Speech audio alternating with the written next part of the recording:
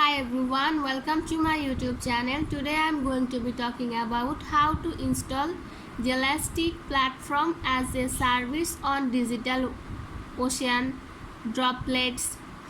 Jelastic Platform-as-a-Service PaaS is a cloud computing platform that allows you to deploy and manage applications all of types, including web applications, mobile applications, and desktop applications. To install Jelastic PaaS and on DigitalOcean droplets, you can follow this step. Create a DigitalOcean account. If you do not already have a DigitalOcean account, you can create one for free. Create a DigitalOcean droplet. A droplet is a virtual machine that you can use to deploy and run applications on DigitalOcean.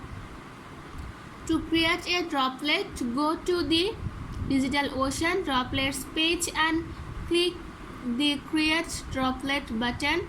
Select the droplet size and or region that you want. Install the Jelastic PaaS one-click app.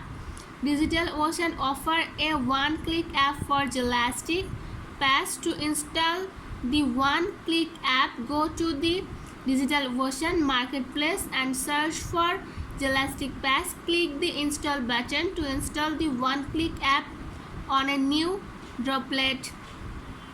Connect to the Jelastic PaaS droplet. Once the droplet is created, you can connect to it using SSH. To connect to the droplet, go to the DigitalOcean droplets page and click the connect button next to the droplets.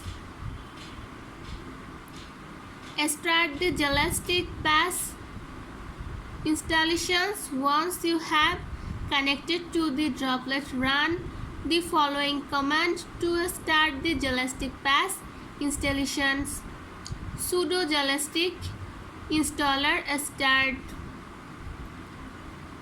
Complete the Jelastic PaaS installation. The Jelastic PaaS installation will take a few minutes to complete. Once the installation is complete, you will be prompted to enter a system user email and a domain name for your platform.